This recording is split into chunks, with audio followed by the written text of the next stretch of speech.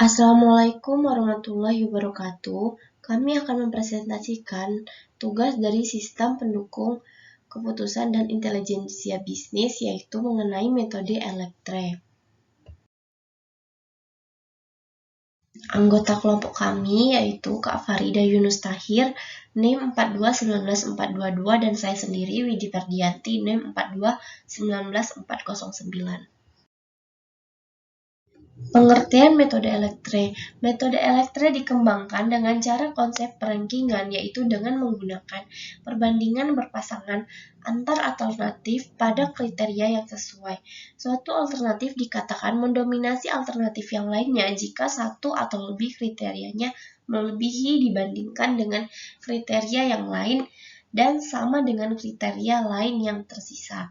Menurut Ray tahun 1973. Menurut Janko dan Bernauder tahun 2005, metode Electre merupakan salah satu metode pengambilan keputusan multi-kriteria berdasarkan pada konsep outranking dengan menggunakan perbandingan berpasangan dari alternatif berdasarkan setiap kriteria yang sesuai.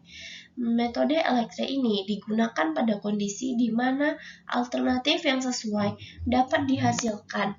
Jadi, Electre digunakan untuk kasus-kasus dengan banyak alternatif, namun hanya sedikit kriteria yang dilibatkan.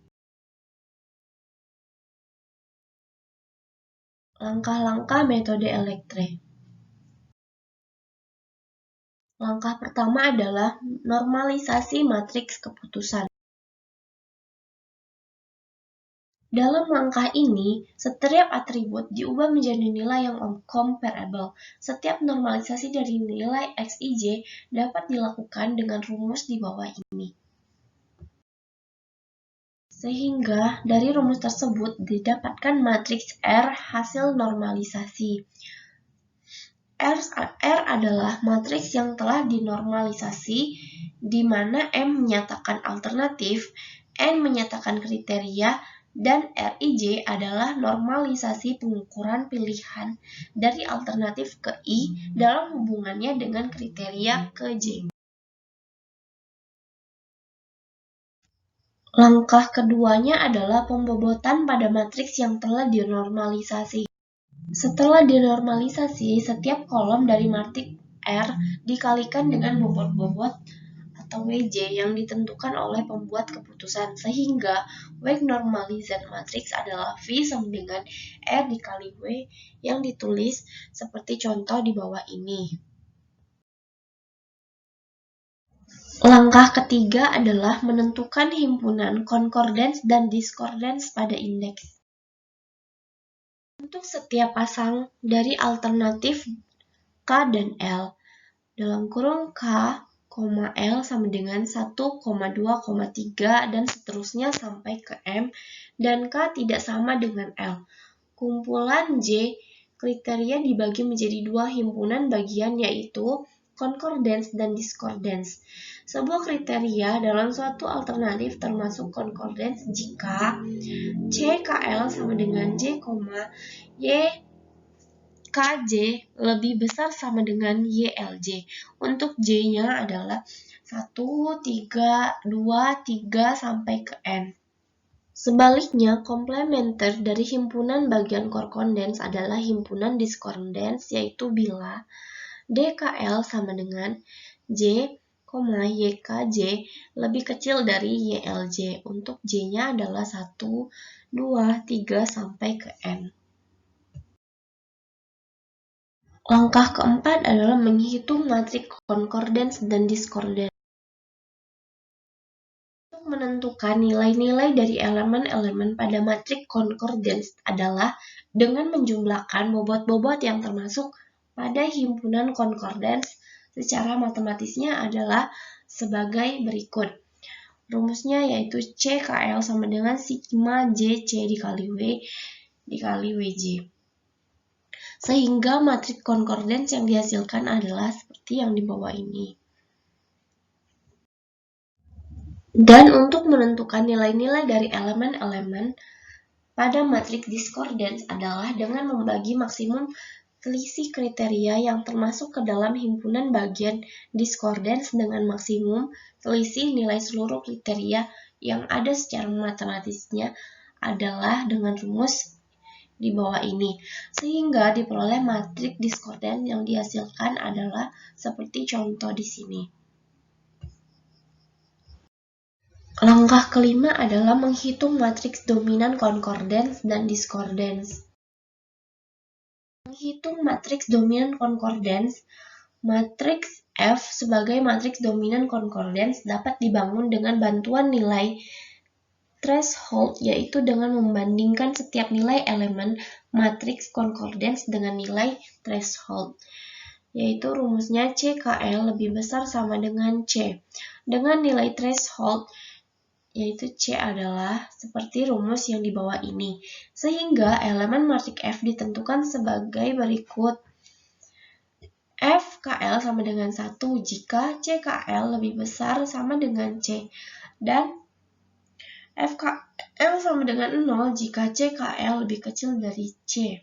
Menghitung matriks dominan discordance, matriks G sebagai matriks dominan discordance dapat dibangun dengan bantuan nilai threshold D dengan rumus seperti di bawah ini, sehingga elemen matriks G ditentukan sebagai berikut. GKL sama dengan 0 jika CKL lebih besar sama dengan D, dan GKL sama dengan 1 jika CKL kurang dari D. Langkah keenam adalah menentukan aggregate dominance matrix. Matriks E sebagai aggregate dominance matrix adalah matriks yang setiap elemennya merupakan perkalian antara elemen matriks F dengan elemen matriks G yang bersesuaian secara matematis dapat dinyatakan sebagai berikut. EKL sama dengan FKL dikali GKL.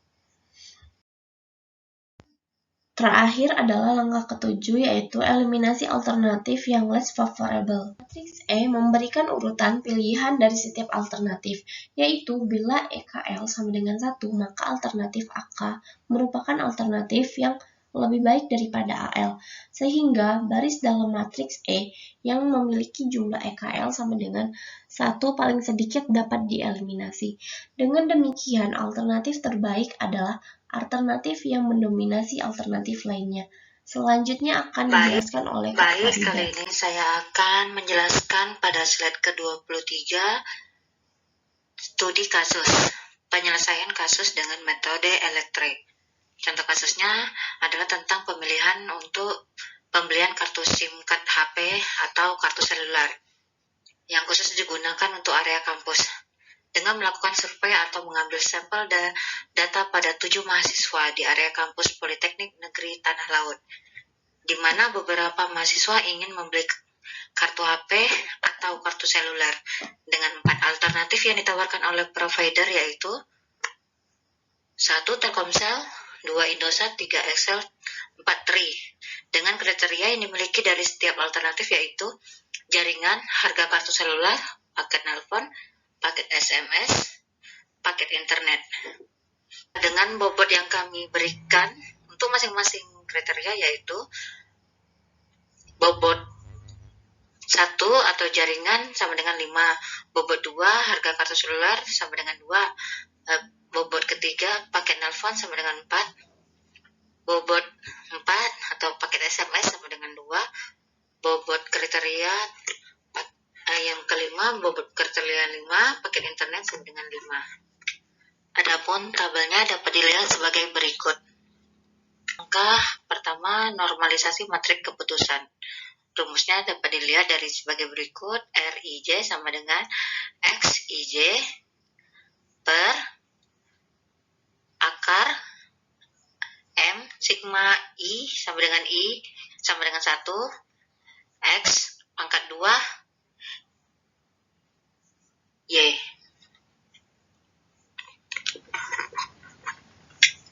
Saya ulangi, X pangkat 2 IJ.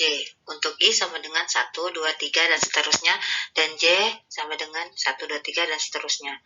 Maksudnya rumusnya dari RIJ itu maksudnya R I pertama dari tabel yang sebelumnya.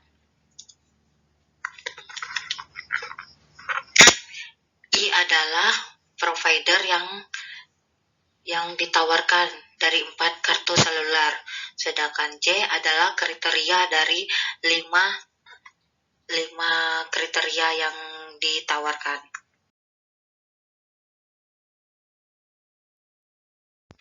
Maka hasil dari perolehan matriknya R sama dengan 0,640 sampai 0,55. Langkah kedua, pembobotan pada matrik yang telah dinormalisasi.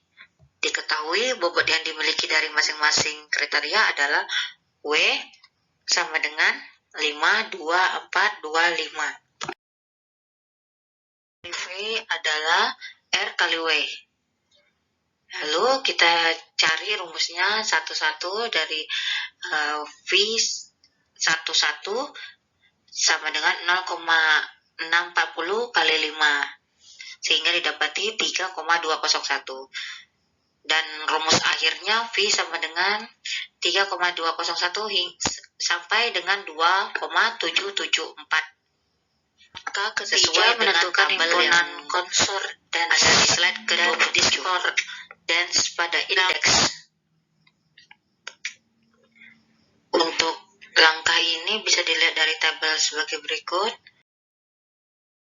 Langkah B, diskordans, bisa dilihat dari tabel berikut. 30, menghitung matrik konsordans dan diskordans.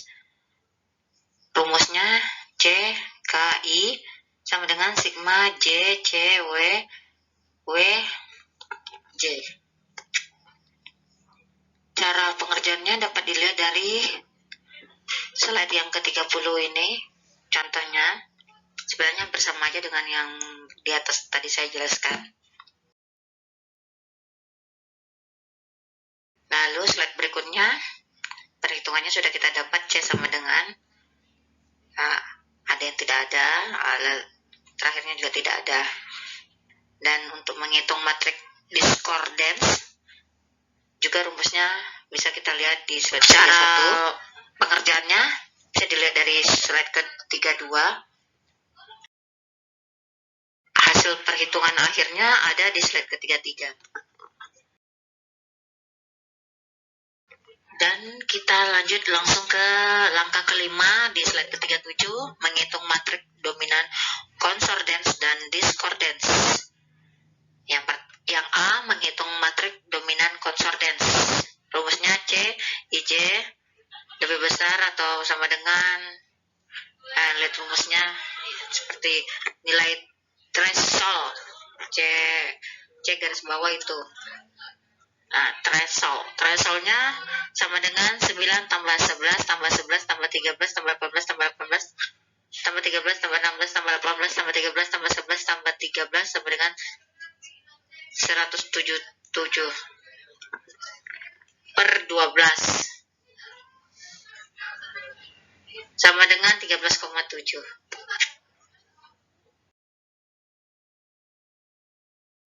Menghitung matriks dominan diskordans. GIJ sama dengan 1 jika GIJ lebih besar atau sama dengan threshold. 0 jika GIJ lebih kecil atau sama dengan threshold. Nilai threshold atau D-nya adalah D sama dengan 1 ditambah 1 tambah 1 ditambah 0,722 ditambah 0,462 ditambah 0 ditambah 0 ditambah 0,462 ditambah 1 ditambah 0 ditambah 1 ditambah 1 ditambah 1 dibagi 4 dikali 4 dikurang 1 sama dengan 7,645 dibagi 12 sama dengan 0,637, sehingga dapat diperoleh matriks seperti di samping. Langkah ke-6, menentukan agregat dominance matrix. Rumus umum untuk anggota matrik agregat dominan adalah EKL sama dengan FKL kali GKL. Rumusnya dapat kita lihat sebagai berikut, sehingga dapat diperoleh matrik agregat dominan sama dengan E sama dengan, dan kita lihat tabelnya di slide ke-39. hasil akhirnya.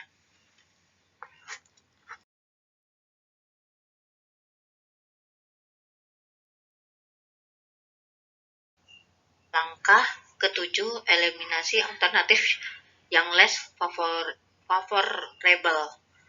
Matriks X memberikan urutan pilihan dari setiap alternatif, yaitu bila EKL sama dengan 1, maka alternatif AK merupakan alternatif yang lebih baik daripada AI. Sehingga baris dalam matriks E yang memiliki jumlah EKL sama dengan 1 paling sedikit dapat dieliminasi. Dengan demikian baris pertama, kedua, dan keempat dapat dieliminasi dan tersisa baris ketiga.